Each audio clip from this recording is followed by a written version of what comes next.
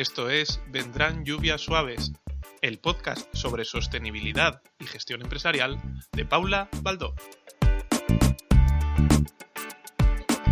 Bienvenida, bienvenido a un programa más de Vendrán lluvias suaves. Hoy hablamos de ecodiseño. Y es que en el programa anterior pues estuvimos hablando de economía circular y de estrategias, y una de las cosas que más mencionaba era el tema precisamente del ecodiseño y cómo este puede ayudar a enfocar proyectos y procesos circulares. Así que en el programa de hoy te voy a contar un poquito en qué consiste y cómo puedes utilizarlo en tu estrategia empresarial.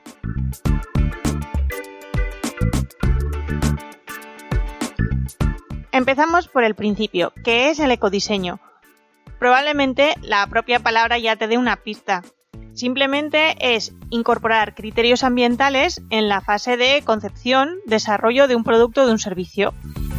Básicamente su objetivo es intentar reducir todo lo posible, cualquier posible impacto ambiental que tenga un producto o un servicio en todas sus fases de ciclo de vida.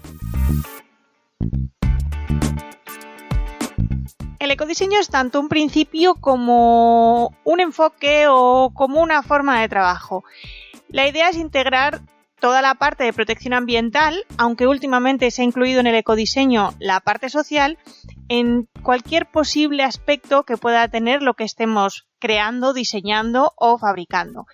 Y es una cosa interesantísima porque además se tiene tanto valor o se le da tanto valor a la parte ambiental como a cualquier otra característica de diseño que pueda tener el producto o el servicio que estemos preparando. ¿Qué quiero decir con esto? Que cuando alguien diseña cualquier cosa, imagínate los muebles que tienes en casa, pues alguien se ha parado a pensar no solo la parte estética, que es importante lógicamente, sino que también se ha parado a pensar cuánto tiene que durar, cómo tiene que ser su funcionalidad, qué calidad va a tener.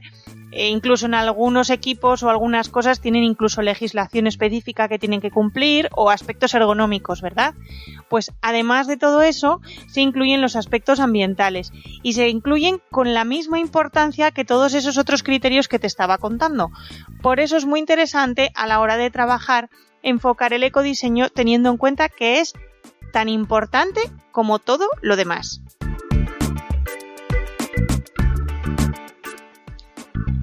¿En qué se diferencia el diseño tradicional del ecodiseño? En realidad es algo muy parecido, simplemente es esa parte de impactos ambientales. Entonces, hay una serie de etapas que ocurren en la fase de diseño que en la fase o en los equipos de ecodiseño se hacen muy parecidas, pero con ligeros matices. Por ejemplo, una de las primeras etapas que se hace en el diseño tradicional es la planificación estratégica, donde vamos a decidir pues esos factores que te decía, cuáles son los más importantes, qué criterios de calidad vamos a tener, qué aspectos de ergonomía, etcétera, etcétera.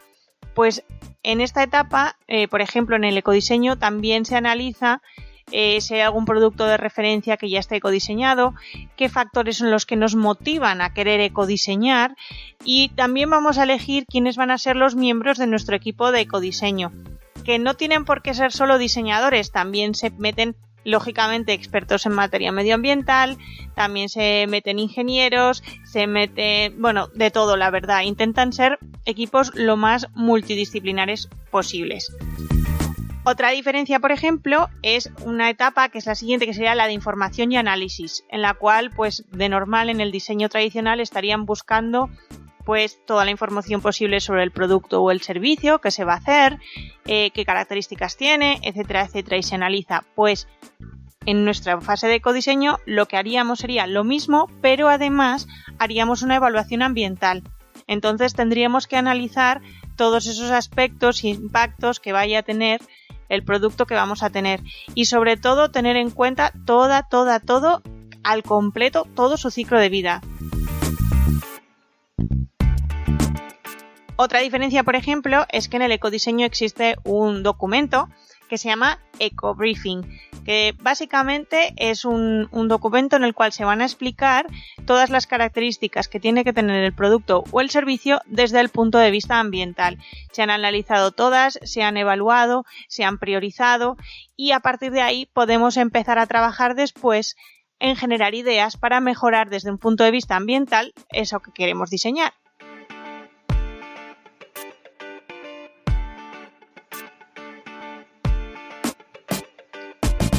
Existen varias estrategias para enfocar el ecodiseño, pero las principales son las siguientes.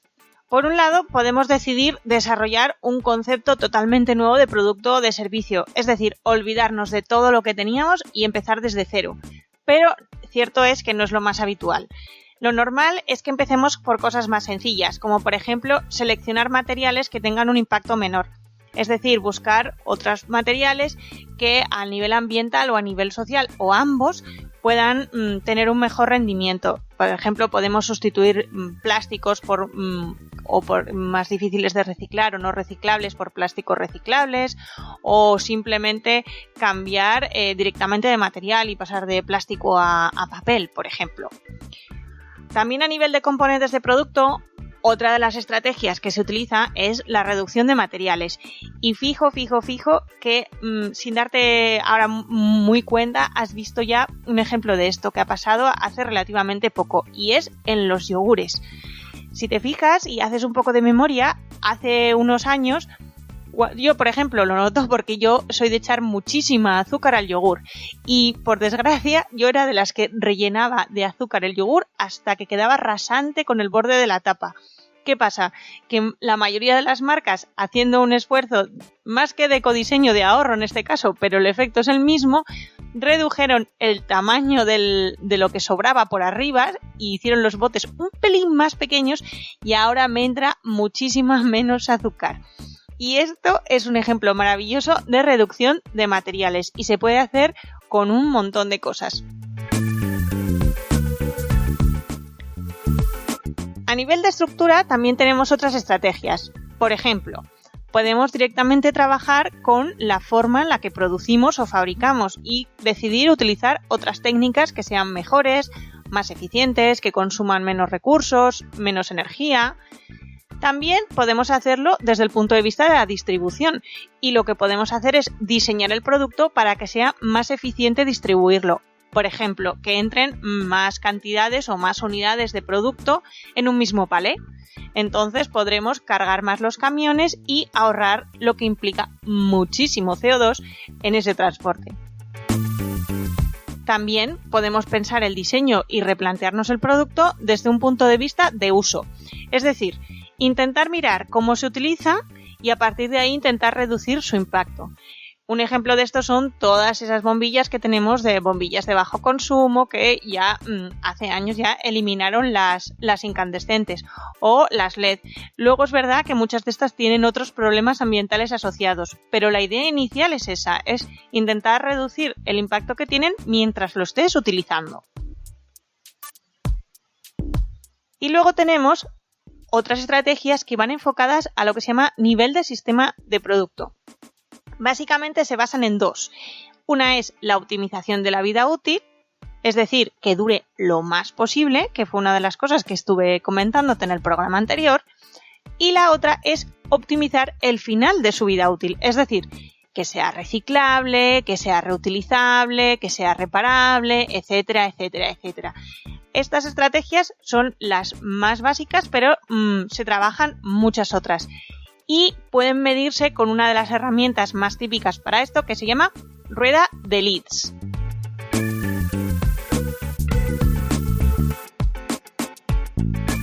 Y básicamente esto es el ecodiseño. Como te decía, lo que se hace es intentar buscar mejoras a nivel ambiental en el producto o en el servicio, que se pueden ecodiseñar servicios. Ojo, si no, escucha un poquito el programa que hicimos con Nawai, que hicimos Nawai y yo, sobre Internet y desarrollo web y sostenibilidad, para que veas que hay servicios que se pueden ecodiseñar. Pero bueno, volviendo al tema del ecodiseño, es muy interesante porque al final trabajar el ecodiseño nos permite, como empresa fabricante o productora de productos y servicios, ahorrar. Al final estamos ahorrando a nivel ambiental, a nivel de recursos, a nivel de consumos, etcétera, etcétera, etcétera. Entonces es súper interesante trabajarlo para poder hacer las cosas un poquitito mejor. Además, No sé si lo comenté, pero me suena que sí, cuando estuve hablando de la estrategia europea de economía circular y cómo se ha traducido eso a España. Se pretende dar muchísimo impulso al ecodiseño en este país, bueno, y en toda Europa, lógicamente.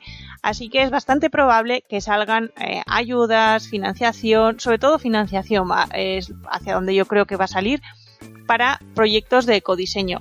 Así que yo que tú empezaría a pensar un poquito qué puedo ecodiseñar de lo que ya hago, y en el momento en el que salgan esas ayudas o financiación o préstamos o líneas ICO, a saber por dónde sale, lanzarte a por ello en cuanto lo tengas claro.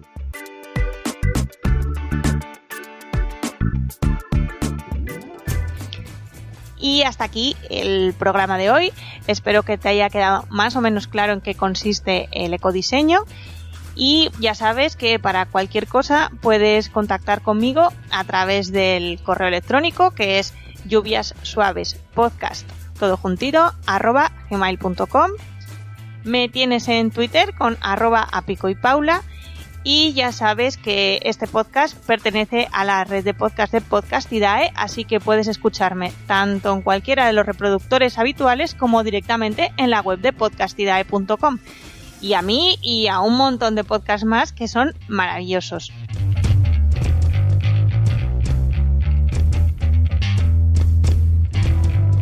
Y ahora sí, con esto ya me despido.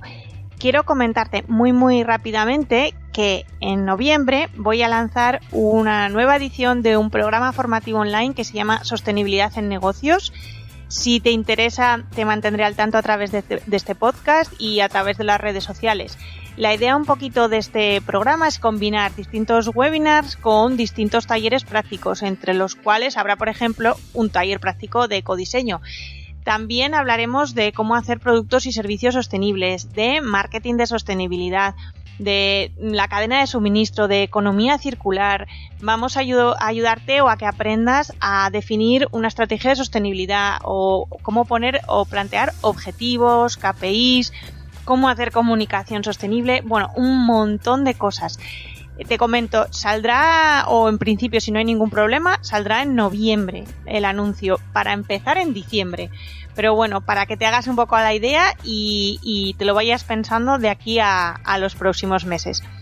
Y nos escuchamos en el próximo programa. Espero que este te haya gustado, aunque esté grabándolo en unas condiciones bastante precarias y con una instalación muy de campaña que no puedes ver, pero creo que tal como está la cosa merece la pena que haga una foto y la suba a redes sociales cuando puedas escuchar el programa. Y ya está, nos escuchamos en el próximo programa. ¡Hasta luego! ¿Y qué nos traerán las próximas lluvias suaves? Pues en el próximo programa voy a hablar de ODS, es decir, Objetivos de Desarrollo Sostenible. Vamos a ver cuáles son, por qué son interesantes y de qué va todo esto de la Agenda 2030 y por qué hay tantas empresas que no hacen más que hablar de ello.